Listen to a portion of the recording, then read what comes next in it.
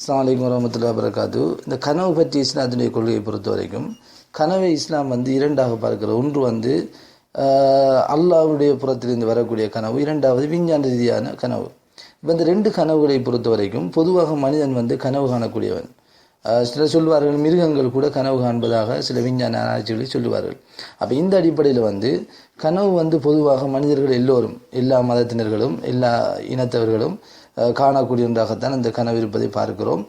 இது பொதுவான கனவாக இருக்கிறது. ஆனால் இஸ்லாம் இந்த கனவை எப்படி பார்க்கிறேன்னு சொன்னால், இதற்கு மனிதர் கனவு காண்பதற்கு முன்னால் நபிமார்களுக்கு அல்லாஹ் தஆலா அந்த கனவை எப்படி ஆக்கியிருந்தார்னு சொன்னால், அதாவது இந்த கனவின் மூலம் வஹி இறக்குவதற்கான ஒரு சாதனமாக அல்லாஹ் தஆலா வைத்திருந்தார். இப்போ இதைத்தான் அல்லாஹ் தஆலா ஒரு இடத்துல ரசூல் ஸல்லல்லாஹு அலைஹி வஸல்லம் அவர்களை பற்றி சொல்கின்ற போது, லக்கத ஸதகல்லாஹு ரசூலஹு, அல்லாஹு தஆலா அவனுடைய தூதரை உண்மைப்படுத்தினார். எப்படி? அர்ருயா, கனவை கொண்டு உண்மைப்படுத்தினான். பில் ஹக், எப்படி சொன்னால் லததுகுலன்னல் மஸ்ஜிதல் ஹராம், அவர்கள் வெற்றி பெற்றதற்கு பின்னால் அந்த மஸ்ஜிதுல் ஹராமில் நுழைவார்கள் இன்ஷா அல்லாஹ் என்று சொல்லி அல்லாஹ் தஆலா நாடினார் என்ற ஒரு விஷயத்தை சொல்லி அந்த கனவின் மூலம் வெளிப்பட்டு மஸ்ஜிதுல் ஹராமில் அவர்கள் நுழைந்த ஒரு சம்பவத்தை அல்லாஹ் தஆலா அல் குர்ஆனில் சுட்டி காட்டுகிறார். இதற்கு முன்னர் அல்லாஹ் ஜல்ல ஷானஹு தஆலா யூசுப் நபிக்கு மிகவும் சிறப்பான ஒன்றாக கொடுத்திருப்பது இந்த கனவை தான். ஏனென்றால் அவர்கள் அந்த மன்னரோடு இந்த கனவு விளக்கம் தொடர்பான விஷயங்களோடு அதிகமான சம்பாஷணைகள் குர்ஆனில் வருவதை பார்க்கிறோம். அப்போ யூசுப் அலைஹிஸ்ஸலாம் அவர்களுக்கு அல்லாஹு தஆலா இந்த கனவு பற்றிய மிக சிறப்பான விளக்கங்களை கொடுத்திருந்தான். அல்லாஹு தஆலா அல் குர்ஆனில் சொல்லுகின்ற போது, வலனுஅல்லிமன்னஹு மின் தஅவீலில் அஹாதீஸ், அவருக்கு நாங்கள் இந்த கனவுகளுக்கான விளக்கம் சொல்கிற விஷயத்தை நாங்கள் அவர்களுக்கு கற்றுக் கொடுத்தோம் என்று அல்லாஹு தஆலா சொல்வதை நாங்கள் பார்க்கிறோம்.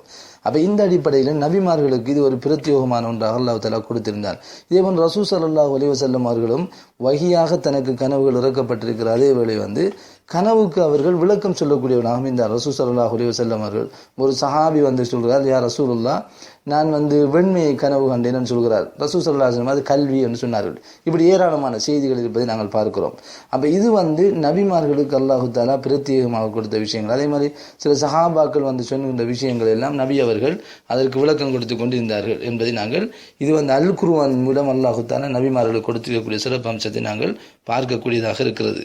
இதே போன்ற ஒன்றைத்தான் நல்லடியார்களுக்கும் அல்லாஹு தஆலா இந்த கனவின் மூலம் சில விஷயங்களை வெளிப்படுத்துகிறான். ரசூல் ஸல்லல்லாஹு அலைஹி வஸல்லம் அவர்கள் சொன்னார்கள், ருயா சாலிஹா ஜுஸ்உம் மின் 46 ஜுஸ்அம் மின் நுபுவா, அதாவது ஒரு நல்ல கனவு இந்த நுபுவத்தின் எப்படி என்று சொன்னால் 46 பங்குகளில் ஒன்று என்று சொன்னார் ரசூல் ஸல்லல்லாஹு அலைஹி வஸல்லம் அவர்கள். நுபுவத்தின் 46 பங்குகளில் ஒன்று என்று சொன்னால் நாங்கள் கனவு காணக்கூடிய சில விஷயங்கள் உண்மைத்தன்மை இருக்கிறது.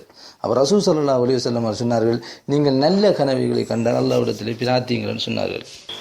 அதே போன்று ஒரு கெட்ட ஒரு கனவை கண்டால், அதாவது ஒரு ஷைத்தானின் புறத்திலிருந்து வந்த ஒரு கெட்ட கனவை கண்டால் அது ஷைத்தானின் புறத்தில் வந்தது, அதிலிருந்து நீங்கள் அல்லாஹ்விடத்திலே பாதுகாப்பு பெறுங்கள் என்று நபி ஸல்லல்லாஹு அலைஹி வஸல்லம் அவர்கள் சொல்லியிருப்பதை நாங்கள் பார்க்கிறோம். அப்போ இந்த அடிப்படையில் ஒரு நல்ல ஒரு கனவை ஒரு அடியான் கண்டால் அந்த கனவின் மூலம் சில விஷயங்களை அல்லாஹு தஆலா எங்களுக்கு வெளிப்படுத்துவதாக இருக்கும். அதை நாங்கள் யூகித்துக் கொள்ளலாம். ஆனால் அந்த கனவுகளிலே ரசூல் ஸல்லல்லாஹு அலைஹி வஸல்லம் சொன்னார்கள், அந்த நல்ல கனவுகளை கூட தங்களுடைய நெருங்கியவர்களுக்கு, விருப்பமானவர்களுக்கு மாத்திரம் அதை சொல்வதற்கு ரசூல் ஸல்லல்லாஹு அலைஹி வஸல்லம் கூறிவிட்டு சொன்னார்கள். கெட்ட கனவை யாராவது கண்டால் அதனை யாருக்குமே அறிவிக்க வேண்டாம் என்று சொன்னார்கள். அப்போ இந்த அடிப்படையில் பார்த்தால் ரசூல் ஸல்லல்லாஹு அலைஹி வஸல்லம் அவர்கள் எங்களுக்கு இந்த கனவின் மூலம் சில விஷயங்கள் வெளிப்படும் என்பதை சொல்லி காட்டி போய் பார்க்கணும். ஆனால் அதே நேரத்தில் இன்றைக்கு கனவின் விளக்கம் என்று சொல்லக்கூடிய புத்தகங்கள் அல்லது கனவின் விளக்கம் என்று சொல்லக்கூடிய ஆலிம்கள் சொல்லக்கூடிய பித்தலாட்டங்களை இஸ்லாம் அங்கீகரிக்கலை. இப்போ இது இஸ்லாத்தில் யாரும் கனவுக்கு விளக்கம் சொல்லலாம் என்று சொல்லி ரசூல் ஸல்லல்லாஹு அலைஹி வஸல்லம் அவர்களோ யாருமோ சொல்லித்தரலை. நபி அவர்கள் தங்களுக்கு கொடுக்கப்பட்டிருக்கின்ற அறிவை பயன்படுத்தி அவர்கள் சொல்லியிருக்கிறார்கள், அந்த கனவுக்கான விளக்கங்களை சொல்லியிருக்கிறார்கள். ஆனால் அதற்கு பின்னால் வந்துள்ள மனிதர்களுக்கு அது சொல்லப்படுமா என்று இந்த ஒரு ஆதாரமும் இல்லை. யாரும் அப்படி கனவுல விளக்கம் சொல்லவும் கூடாது. ரசூல் ஸல்லல்லாஹு அலைஹி வஸல்லம் வழிமுறையும் இல்லை. அப்படி சொன்னால் அது உண்மை என்பதற்கும் எந்த சான்றுகளும் இல்லை. இப்போ இன்றைக்கு போலித்தனமாக சில புத்தகங்களுடைய கனவின் விளக்கம் என்றெல்லாம் எழுதி வைத்திருக்கிறார்கள். அதற்கு மார்க்கத்துக்கும் எந்த ஒரு தொடர்பும் கிடையாது. அப்போ இந்த அடிப்படையில் எங்களுக்காக இதுக்கு முன்னுள்ள நபிமார்களுடைய விஷயங்களை எல்லாம் நாங்கள் ஒரு புறம் வைத்தாலும் நாங்கள் அணுக வேண்டிய ஒரு விஷயம் என்னவென்றால், எங்களுக்கு சில விஷயங்களை, நல்ல விஷயங்களை அல்லாஹு தஆலா உதிப்பாக காட்டினால் அதிலிருந்து நாங்கள் யூகித்து சில முடிவுகளை நாங்கள் எடுக்கலாமே தவிர அதை மற்றவர்களுக்கு பகிரங்கப்படுத்தி அல்லது அந்த மற்றவர்களுக்கு நாங்கள் அதை விளக்கங்களை சொல்லியிருப்பதற்கு மார்க்கத்தில் எந்த ஒரு அனுமதியும் கிடையாது. அல்லாஹ் மிகவும் இருந்தவன்.